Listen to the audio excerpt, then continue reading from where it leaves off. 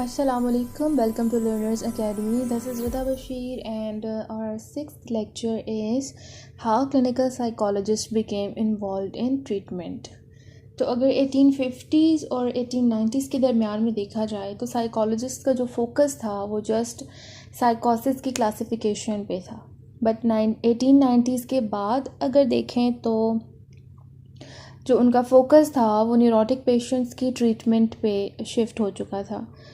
उस टाइम पे gene Charcot ने जो है हिस्टेरिकल पेशेंट्स को इन्वेस्टिगेट करना शुरू किया। बेसिकली वो एक न्यूरोलॉजिस्ट थे, बट उन्होंने जो है हिस्टेरिया को एक्सप्लेन करने के लिए अप्रोच यूज़ की थी वो साइको सोशल अप्रोच यूज़ की थी, जिसकी वजह से उनको उस टाइम पे बहुत ज़्यादा फेम मिला था, बहुत ज़्यादा वो उस टाइम पे फेमस हुए थे अपने इस काम की वजह से। उसके बाद जोसेफ ब्रेयर और सिगमंड फ्राइड आ गए, उन्होंने भी बहुत कंट्रीब्यूट किया इसमें। इसके अलावा जोसेफ ब्रेयर उस टाइम पे एक पेशेंट को डील करे थे, एना ओ, जो कि डायग्नोस्ड थी विद हिस्टेरिया।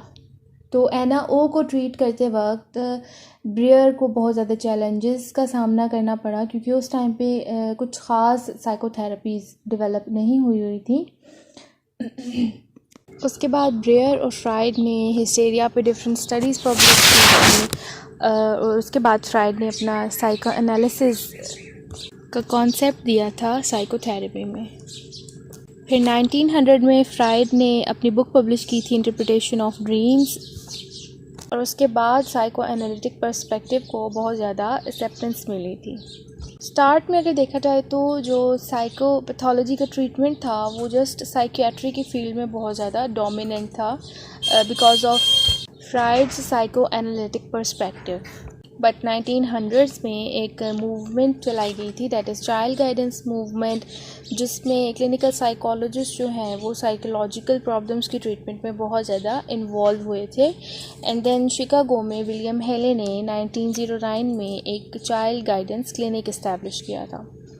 फिर जो सेकंड ट्रेंड आ जाता है ने साइकोलॉजिस्ट की ट्रीटमेंट को इन्फ्लुएंस किया था, साइकोपैथोलॉजी में साइकोलॉजी की ट्रीटमेंट को इन्फ्लुएंस किया था, वो थी प्ले थेरेपी, जो कि psycho analytic theory of fried की जो साइको एनालिटिक थेरी थी उसी पे बेस कर रही थी, जिसमें साइकोलॉजिस्ट जो है वो बच्चों को डिफरेंट प्ले एक्टिविटीज़ में इन्वॉल्व करके उनको ऑब्जर्व करता था और फिर उनकी साइको एनालिटिक इंटरप्रिटेशंस होती थी। उसके बाद ग्रुप थेरेपी डेवलप की गई, देन पैसिव थेरेपी भी डेवलप हुई। उसके बाद वर्ल्ड वॉर 2 में अगर देखें तो दोबारा से साइकोलॉजिस्ट की ज़रूरत महसूस की गई, क्योंकि उस टाइम पे जो आर्म सर्विसेज में सोल्जर्स को सेलेक्ट किया जा रहा था, उनकी साइकोलॉजिकल असेसमेंट्स के लिए दोबारा से साइकोलॉजिस्ट को हायर किया गया था।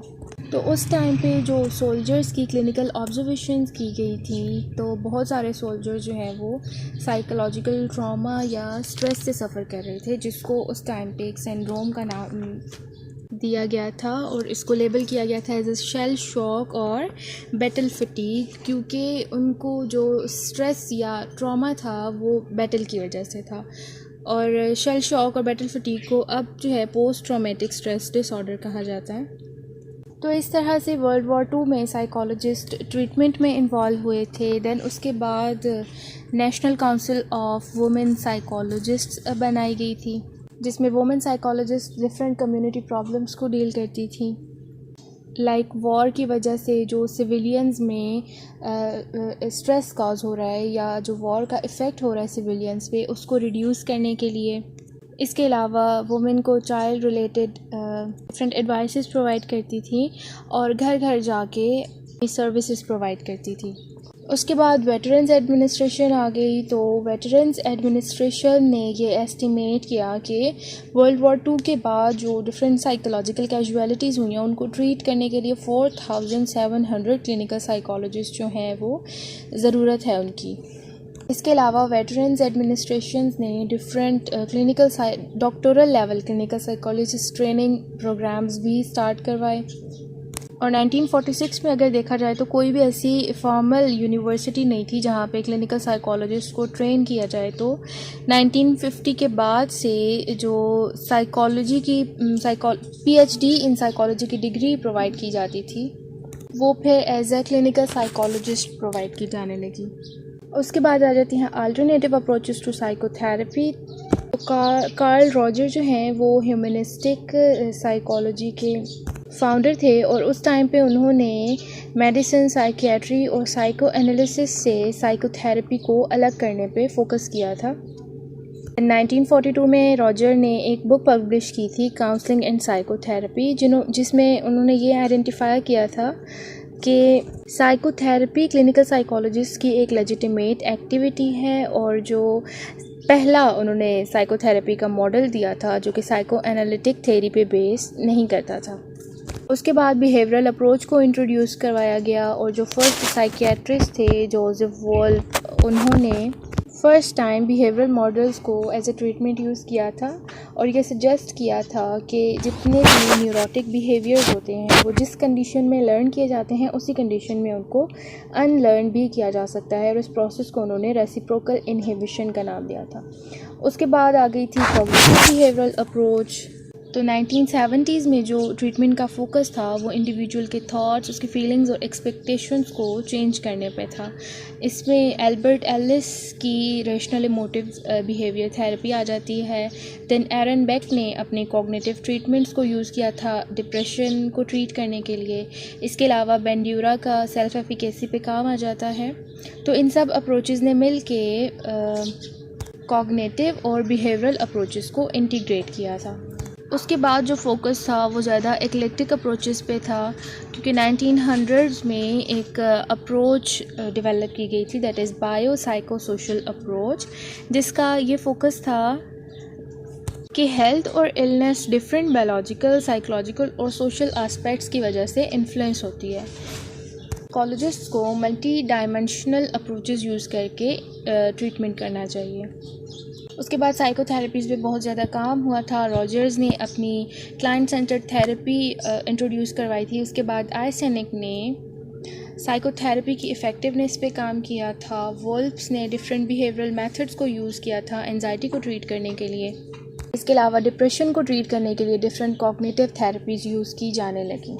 देन ट्रीटमेंट के बाद क्लिनिकल साइकोलॉजिस्ट साइकोथेरेपी की प्रिवेंशन में इन्वॉल्व हुए क्योंकि स्टार्ट में जो साइकोलॉजिस्ट का फोकस था वो जस्ट साइकोपैथोलॉजी को ट्रीट करने पे था। साइकोपैथोलॉजी की प्रिवेंशन पे अभी तक कोई भी काम नहीं किया गया था।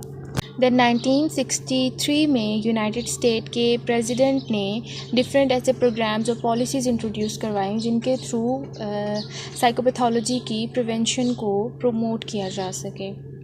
उसके बाद आ जाता है development of clinical psychology as a profession. चूँकि वर्ल्ड वॉर 1 और वर्ल्ड वॉर 2 के बाद क्लिनिकल साइकोलॉजिस्ट की स्किल्स और रोल्स में बहुत ज़्यादा इम्प्रूवमेंट आई थी, असेसमेंट और ट्रीटमेंट में बहुत ज़्यादा इम्प्रूवमेंट आई थी, तो ये ज़रूरत महसूस की गई कि क्लिनिकल साइकोलॉजी का एक अलग से प्रोफेशन होना चाहिए जिसमें APA ने क्लिनिकल साइकोलॉजी के प्रोफेशन की डेवलपमेंट में बहुत ज़्यादा रोल प्ले किया था। देन क्लिनिकल साइकोलॉजी का APA के साथ इंटरेक्शन हुआ था, बट 20th सेंचुरी के स्टार्ट में क्लिनिकल और अप्लाइड साइकोलॉजिस्ट ने ये कंप्लेन की थी कि उनके जो इंटरेस्ट हैं वो APA के साथ मीट नहीं कर रहे। इस तरह से 1917 में क्लिनिकल साइकोलॉजी के जो 15 मेंबर्स थे उन्होंने APA के साथ अपनी मेंबरशिप ख़त्म कर दी थी और अपनी एक एसोसिएशन बना ली थी, that is American association of clinical psychologists. Then APA ने अपने और मेंबर्स लूज़ ना करने के डर से क्लिनिकल साइकोलॉजी का एक अलग से सेक्शन बनाया था, दैट इज़ क्लिनिकल सेक्शन, जहाँ पे वो अपने प्रोफेशनल इश्यूज़ को हैंडल कर सकें। उसके बाद फिर 1930s में काउंसलिंग साइकोलॉजिस्ट की एक एसोसिएशन बनी थी, तो क्लिनिकल साइकोलॉजिस्ट ने दोबारा से APA को छोड़ के काउंसलिंग साइकोलॉजिस्ट की एसोसिएशन को ज्वाइन कर लिया था। उसके बाद 1954 में दोबारा से APA को रीस्ट्रक्चर किया गया और क्लिनिकल साइकोलॉजी को दोबारा से मेंबरशिप मिली थी। देन 1980s में एक और कॉन्फ्लिक्ट आया कि जो APA का ज़्यादा कंसर्न है वो प्रैक्टिकल साइकोलॉजी के साथ है और साइकोलॉजिकल रिसर्च को इग्नोर किया जा रहा है। तो फिर से इस कॉन्फ्लिक्ट को रिजॉल्व करने के लिए एक नई ऑर्गेनाइजेशन बनाई गई थी, that is American psychological society.